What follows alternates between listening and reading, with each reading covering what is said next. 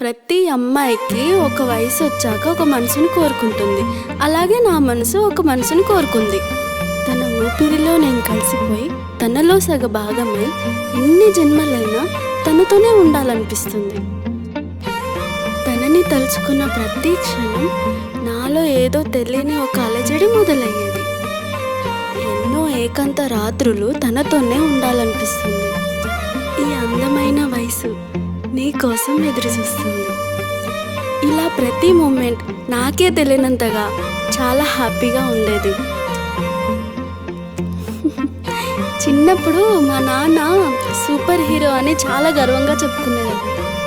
కానీ పెళ్ళి విషయానికి వస్తే ఆ సూపర్ హీరో కాస్త మామూలు మనిషిగా మారిపోయాడు. ఫైనల్గా మా లవ్ జర్నీ మళ్ళీ మొదలైంది.